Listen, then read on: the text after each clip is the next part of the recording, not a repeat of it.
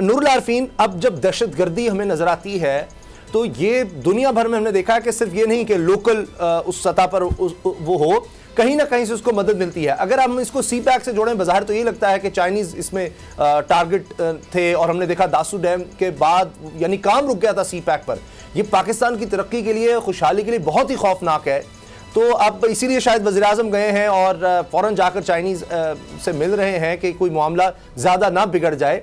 तो इसमें सी पैक के खिलाफ तो हमें दो मुल्क ही वाज़े तौर पर नजर आते हैं, एक भारत है और एक अमेरिका है। तो क्या आपको लगता है कि इन दोनों ममालिक में से किसी की इन्वॉल्वमेंट हो सकती है? यकीनन शक के डांडे तो दोनों ही तरफ जाते हैं। अमेरिका को आप दिल में कोसते रहिए, अमेरिका का आप बिगाड़ वैसे कुछ सकते नहीं है। इस बात पर बहस करने से बेहतर है कि हम आगे बढ़ जाएं। भारत रह गया तो भारत को हवा देने के लिए भारत के कुछ और गुर्गे, कुछ और गुमाश्ते, कुछ और हरकारे यहाँ के पॉलिटिकल सिस्टम में भी मौजूद हैं, जो रियासती इदारे जिनको कभी कभी बेनकाब कर दिया करते थे माजी में कि इनके डांडे वहाँ से मिलते हैं, रॉ से इनको अफजाइश मिलती है, बहुत सारी और चीज़ें, लेकिन फिर बाद में उनसे सरफ नज़र करके और हमने दीगर चीज़ों के ऊपर अपना फोकस किया। पाकिस्तान में ये सब कार्रवाइयाँ कोई पहली दफ़ा नहीं हो रही। अगर आप देखें तो इत्तेहाद बैनुल मुस्लिमीन के नाम का बड़ा चर्चा किया जाता था, लेकिन ऐसे ही मुसलमान ममालिक की जानिब से अगर हम ईरान को शुरू करें तो ईरान से आपको कुलभूषण यादव का तोहफ़ा मिलता है। उज़ैर बलोच को जो गिरबान से पकड़ करके लेकर के आया गया था वो भी ईरान से ही आया था। तो किधर गया इत्तेहाद बैनुल मुस्लिमीन और किधर गई वो सारी बैनुल मज़हब हम आहंगी जिसके बारे में हम लोग बातें करते हैं। इसके साथ साथ कराची में और बहुत सारी चीज़ें, कुलभूषण ने बहुत सारे इंकशाफात किए थे, कुलभूषण ने और बहुत सारी बातें की थी। उसके बाद फिर हमारे जो मुंतखब क़यादत थी, मुंतखब नुमाइंदे थे बकौल पाकिस्तानी उस वक्त की अपोजिशन और इस वक्त की मौजूदा हुकूमत के इमरान सरकार फिर उनको कुलभूषण यादव को हक़ देने के लिए कानून साजी करने तक पर उतर आए थे। पहले आपको अपने हाउस को इन ऑर्डर करना होगा, पहले आपको अपने ममालिक में, अपने सिस्टम के अंदर मौजूद भारत के जो हरकारे हैं, अमेरिका के जो चेले चपाटे हैं, पहले आपने उनकी तसल्ली बख्श मरम्मत के लिए, ट्यूनिंग के लिए कोई ना कोई कदम उठाना होगा। उसके सद्देबाब की जानिब आपको देखना होगा। फिर प्लस कराची यूनिवर्सिटी की एक छोटी सी बात मैं करता हुआ चलूँ, कराची यूनिवर्सिटी में रेंजर्स भी मौजूद है। कराची यूनिवर्सिटी का अपना इंटरनल एक सिक्योरिटी सेटअप भी मौजूद है जो कतन किसी भी सूरत फ़ाल बहरहाल उसे नहीं कहा जा सकता।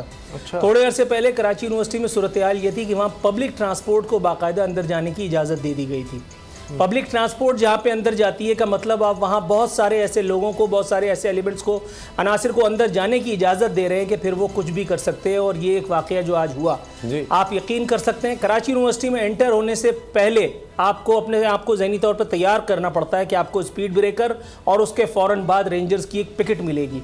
अगर सिक्योरिटी वहाँ मौजूद थी, अगर वहाँ रेंजर्स की पिकेट मौजूद थी, तो फिर ये सब कुछ कैसे हुआ? ये एक संगीन सवाल है, सिक्योरिटी इदारों पर संगीन सवाल है, रेंजर्स की मौजूदगी पर सवाल है कि उनके रहते यहाँ इतना बड़ा कांड हुआ तो कैसे हुआ। सही। और नूरुल आरफीन, जो हमने डैम पर जो टीम काम कर रही थी उस पर धमाका देखा चाइनीज़ इंजीनियर्स के ऊपर, उसके बाद हालात बड़े ख़तरनाक हो गए थे। बाकायदा एहतजाज कह लें या तशवीश का इज़हार चीन की तरफ से किया गया इस लेवल पर कि पहले माजी में नहीं देखा गया।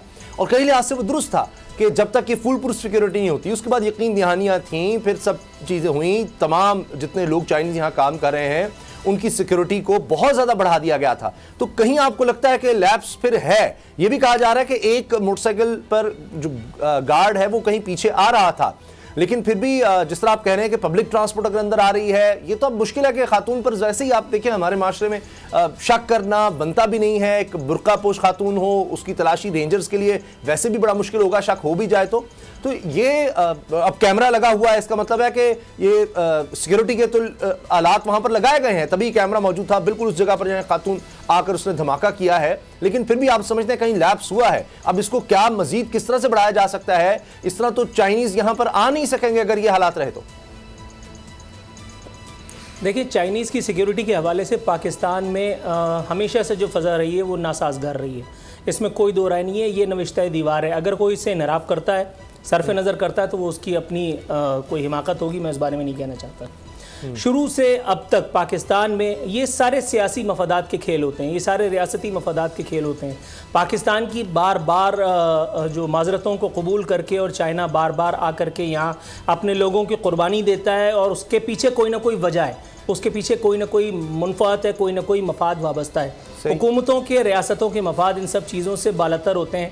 इसी वजह से ये सारे प्रोजेक्ट्स लैतो लाल के ज़रिए से ही सी पैक के साथ जो हशर किया गया, मैं इस डिटेल में जाना नहीं चाहूँगा क्योंकि उसमें बहुत से पर्दा नशीनों के और फिर कुछ ऐसे लोगों को भी नाम आते हैं कि जिनके साथ शायद कौमी मफाद की जड़ें भी निकलती हैं।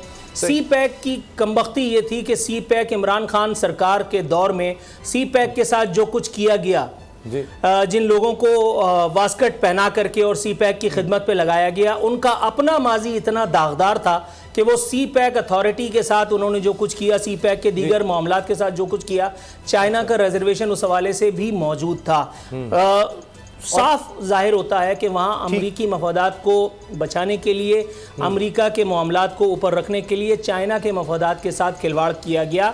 इस बात के, मैं शवाहिद की बात नहीं कर रहा, इस बात के इल्जामात मुताद्दिद मरतबा चाइनीज अथॉरिटीज की जानिब से सामने आते रहे हैं, लेकिन हमने हमेशा तहफ़्फ़ुज़ात को दूर किया जाए। अब कुछ और मजीद आगे बढ़कर करना होगा, क्योंकि माजी में ये तो कहा गया कि जितनी हो सकता है सिक्योरिटी दी जाएगी, बढ़ाई भी गई, लेकिन अब ये फिर क्या हुआ है इस पर सबको मिल बैठकर सोचना होगा। सब्सक्राइब करें और बेल दबाएं ताकि कोई खबर रह न जाए।